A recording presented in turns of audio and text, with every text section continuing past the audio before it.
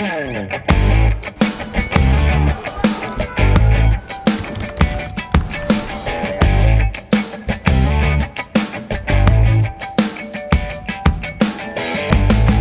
programa de hoje, vamos conversar com a professora, que é professora e também na área de Direito Constitucional e Eleitoral, professora Desirê Salgado, da Universidade Federal do Paraná.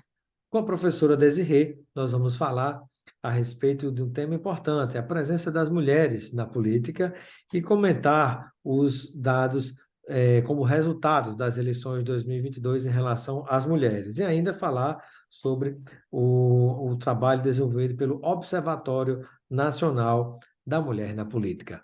Seja bem-vinda, professora Desirê, ao nosso Espaço Cidadão. Muito obrigada, agradeço, muito honrada de participar de novo nessa conversa com você, Robson. Infelizmente, sobre um tema que a gente ainda vai ter que falar por muito tempo, né? Eu gostaria muito que a gente estivesse falando de outras coisas, mas pelo menos enquanto for necessário, a gente estará falando também da questão da paridade de gênero na política e da necessidade de a gente fazer com que a política seja mais diversa, mais plural, mais democrática, mais colorida, né? Ultimamente, ela está sendo bem dominada por apenas uma parcela da população. Sem dúvida. Professora Desirê, né, você que integra também esse Observatório Nacional da Mulher na Política, nos fale inicialmente sobre as atividades desenvolvidas pelo Observatório. Então, a Secretaria da Mulher na Câmara Federal, ela reuniu um conjunto de parlamentares, mas também de servidoras e servidores e ainda de estudiosas, pesquisadoras de várias partes do Brasil, que agora, né, que a gente descobriu essas potencialidades das redes, a gente faz reuniões periódicas e também tem três eixos. O eixo da participação da mulher, da atuação da mulher no parlamento e um eixo sobre violência política de gênero, infelizmente com muito trabalho e muitos dados aí, né?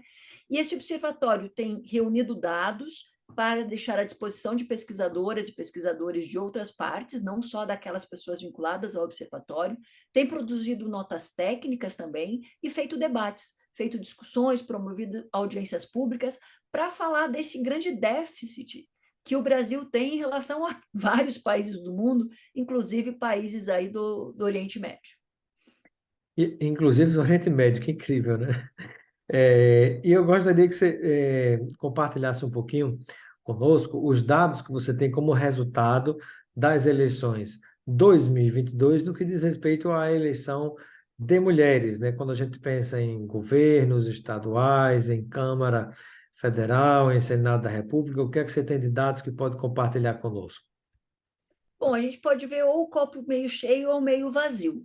Nós aumentamos o número de mulheres no parlamento, né? Se a gente for pensar principalmente no Parlamento Nacional, a gente tem aí um aumento de mulheres a partir dessa eleição de 2022, mas é um salto bem modesto, por assim dizer, né? A gente tinha menos de 15%, agora a gente tem cerca de 18%.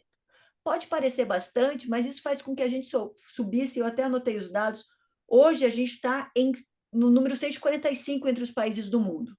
Subindo para 18%, a gente vai a 130, a gente está muito longe da média mundial, que é de 26,5% de mulheres no parlamento, muito longe de países que chegam a ter aí paridade, países da América Latina, nós somos o país que puxa esse índice da América para baixo, e como eu comentei, nós ficamos atrás, inclusive, de países que têm desafios outros para as mulheres, que têm restrições em relação a direitos de liberdade, como, por exemplo, o Afeganistão, como, por exemplo, a Arábia Saudita. Então, a gente está caminhando muito lentamente.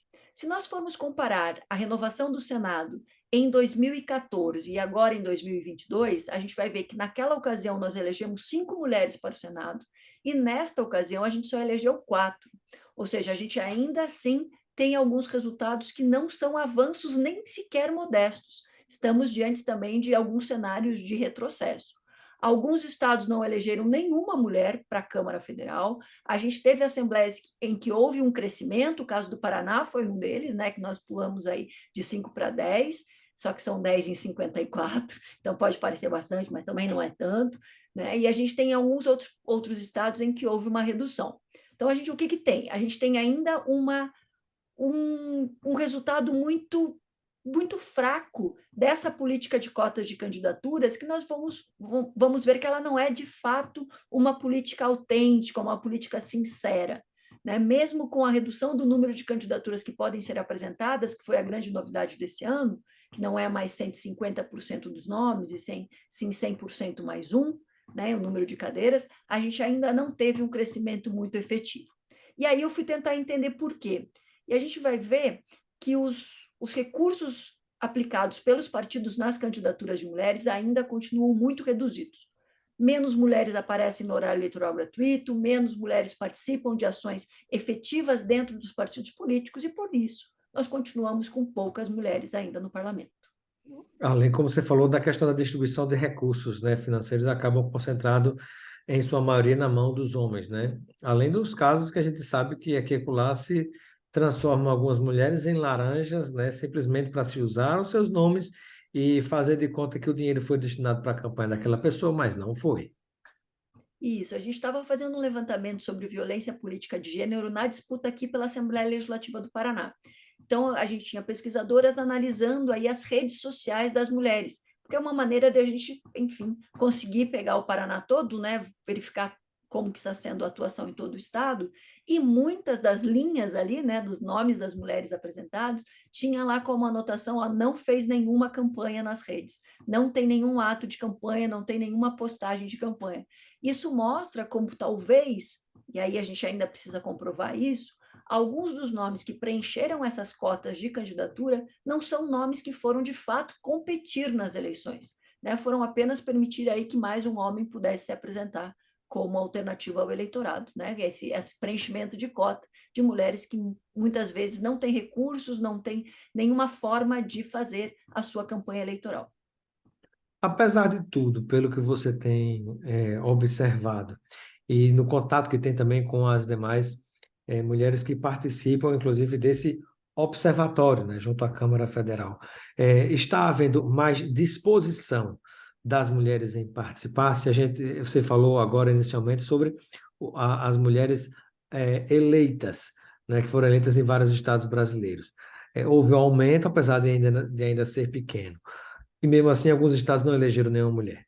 Mas, do ponto de vista de mulheres sendo candidatas, observou-se um número maior de tentativas nesse sentido, de maior participação?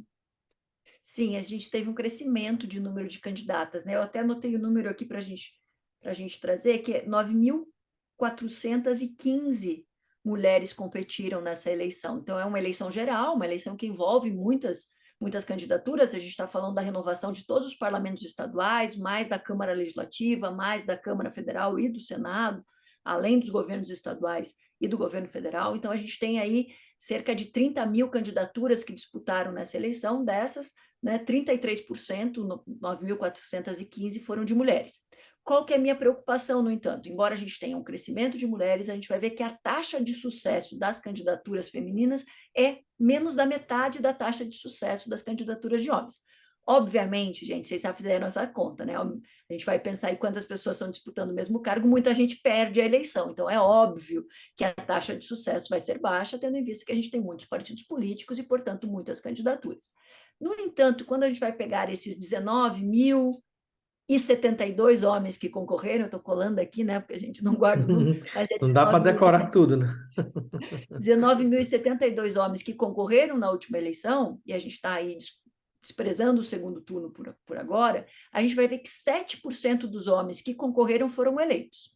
Então, isso pode parecer um número baixo, mas, enfim, a gente tem que lembrar de quanta gente está disputando a mesma vaga.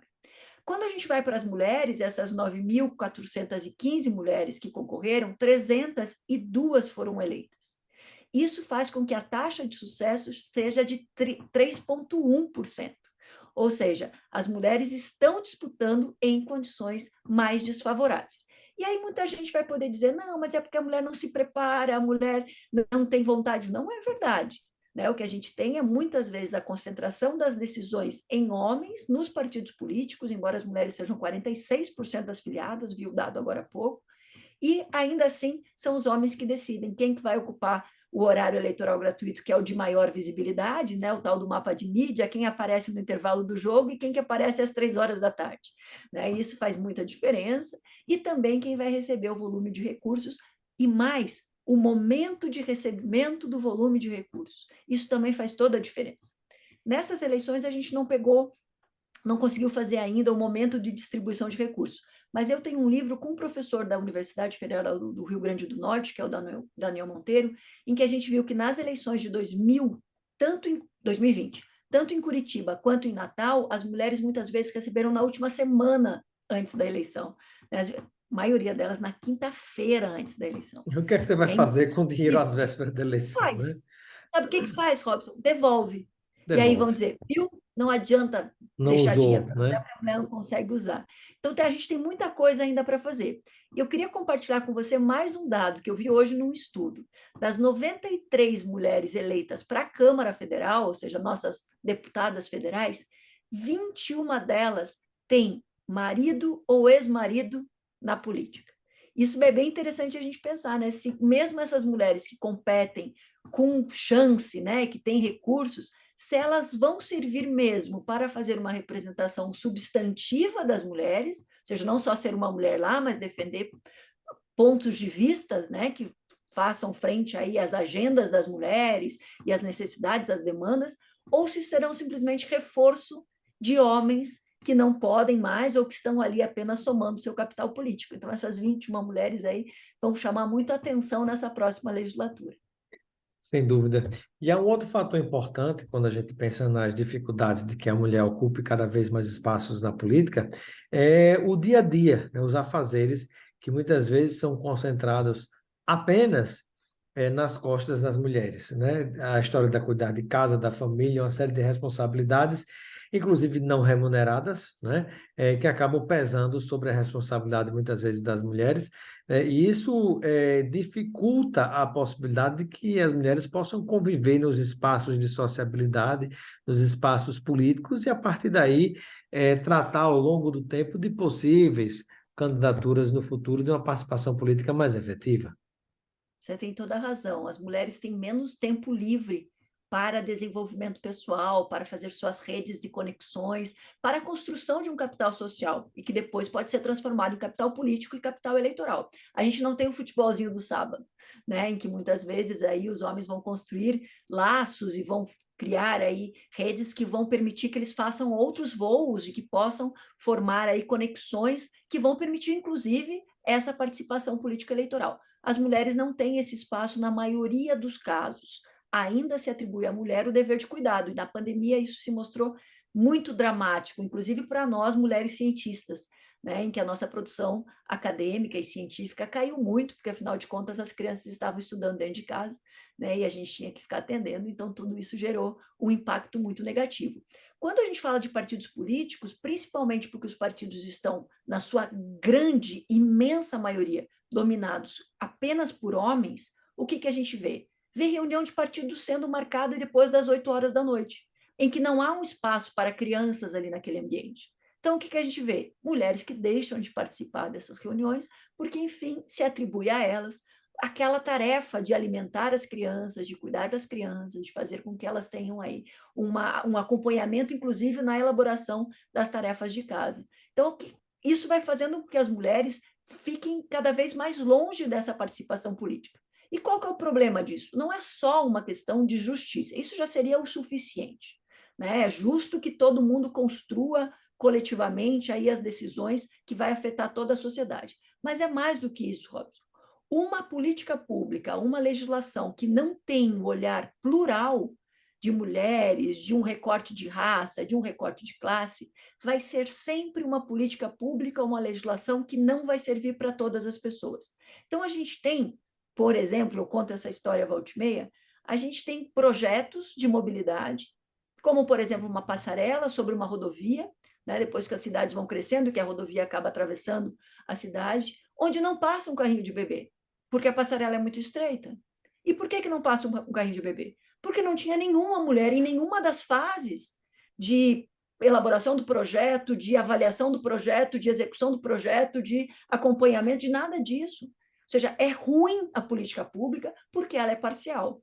Se a gente traz isso para a legislação, isso é ainda mais grave, né? A gente não tem aí um olhar mais amplo, se a gente não tem pessoas com deficiência fazendo parte do que vai entrar na distribuição de remédios, na atenção à saúde, a gente vai ter políticas públicas parciais, uma legislação parcial.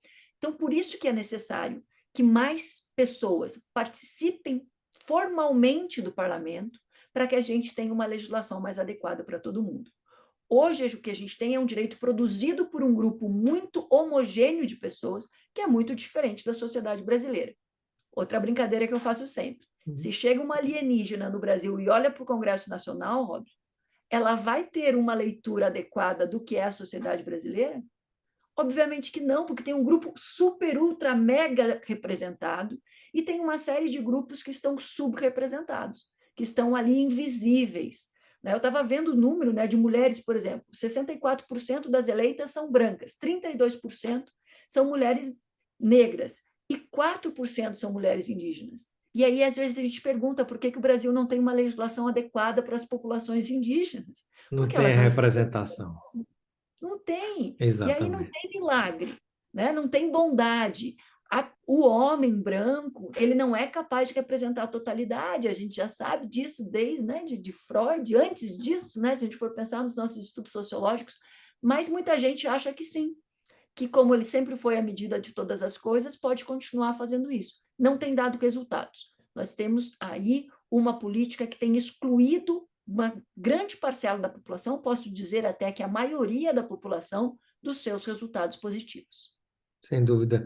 E qual a sua visão em relação à forma como conduz o país, o atual presidente da República, no que diz respeito a termos mais condições de ter mulheres na política ou não?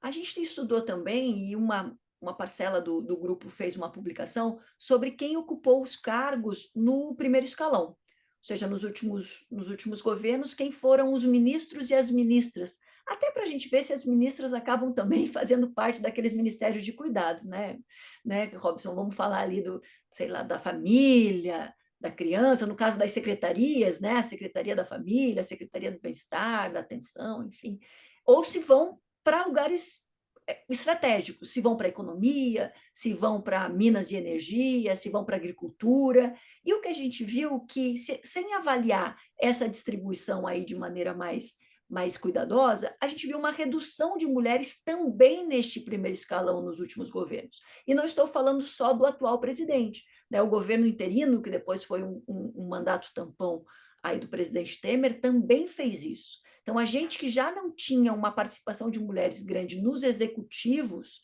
principalmente aí nesses executivos que são auxiliares da governadoria das prefeituras ou ainda da presidência da República, quando vira e quando sai a presidenta Dilma e entra o presidente Temer, o que a gente tem é uma redução bastante drástica. Né? Então, a gente tinha aí um ministério que estava começando a se tornar mais plural, mais democrático, e ele acaba tendo um retrocesso muito grande. E em relação ao atual presidente, a gente não tem só a redução, a gente tem a redução e com ações e comportamentos que muitas vezes desrespeitam as mulheres que fazem parte aí da estrutura de poder. Sem dúvida, né? É muito comum, né, os ataques do próprio presidente da República às mulheres, Jair Bolsonaro, como também de vários de seus aliados, né? O último deles, como se viu esse ataque do Roberto Jefferson, né? Um dos, digamos assim, das suas pessoas muito próximas, né? Que inclusive o próprio chegou até a negar que não teria nenhuma foto com ele. Agora, né? Sei. Mas, bom, e para a gente finalizar, eu gostaria de uma palavra sua sobre o que esperar da presença das mulheres na política, né? Houve esse avanço de um modo geral, mas ainda tem que avançar muito na presença de mulheres na política. E qual a sua expectativa para os próximos mandatos nos legislativos e executivos ao longo do Brasil? Bom, a gente tem várias iniciativas que estão buscando o compromisso com quem vai ocupar aí, principalmente o Poder Executivo, com secretariados e ministérios paritários. Então, tem uma iniciativa aqui no Paraná que chama Mais Mulheres no Poder. em que a gente conseguiu assinatura aí de várias candidaturas a respeito disso. Tem o Pula para 50, que é uma iniciativa extraordinária do Grupo Mulheres do Brasil, que tem buscado também essa paridade, tanto nos parlamentos quanto no Poder Executivo, e a gente teve, né, pela primeira vez, de maneira muito enfática, a participação de 2 mulheres no debate para a candidatura presidencial, que mostraram aí a diferença que faz. Não são as primeiras mulheres que concorreram, tivemos Dilma Rousseff, tivemos Marina Silva, tivemos outras mulheres também com uma participação bem efetiva, mas dessa vez foram 2, e 2 em debates muito duros, né, em um ambiente bastante polarizado, em que a violência toma o lugar da política, e lá estavam elas, e mostraram-se aí muito capazes de conseguir incluir na agenda temas como, por exemplo, participação feminina. Foi isso que nós discutimos em um dos debates do primeiro turno, não é? Mesmo com menos mulheres participando ali das candidaturas, a gente conseguiu fazer com que isso se tornasse um tema. Então, eu vejo com uma certa esperança, porque, afinal de contas, eu sou professora e a gente precisa ter esperança, que isso vá melhorando com o tempo. Não dá para a gente ficar nesse ritmo de melhora que a gente está até agora, não, porque senão a gente vai esperar mais 164 anos e eu tenho um pouco mais de pressa. Eu queria estar discutindo outras coisas aqui com vocês, né? A gente quer discutir matriz energética, a gente quer emergência climática, a gente quer discutir várias, economia solidária, economias criativas, cidades criativas, enfim, tem várias coisas para a gente discutir, e a gente está falando de participação de mulheres na política. Então, eu vejo que se esses compromissos forem cumpridos, talvez a gente comece a ter aí um aumento de participação de mulheres e outros grupos minorizados, porque isso também é importante, para fazer com que a democracia seja mais democrática, mais plural, né? Uma política mais democrática, mais autêntica, mais aí, passível de fazer a representação de todas as pessoas e não de só parcela delas.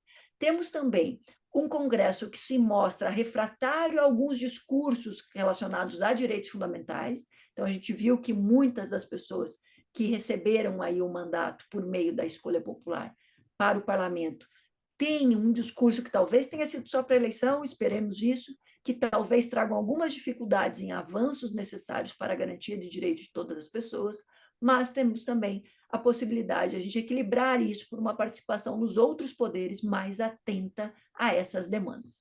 Então, não querendo ser aí futurologista ou tentando prever o futuro, mas sempre torcendo para que a gente tenha cada vez mais gente à vontade na política e que a gente saiba que a política é lugar de todo mundo, que a gente vai ter aí um futuro melhor para a gente construir coletivamente e democraticamente espaços de convivência e de tomada de decisão. Muito obrigado, professora Desirê Salgado, que é professora da Universidade Federal do Paraná, na área de Direito, inclusive Direito Constitucional e Eleitoral, e também membro do Observatório Nacional da Mulher na Política.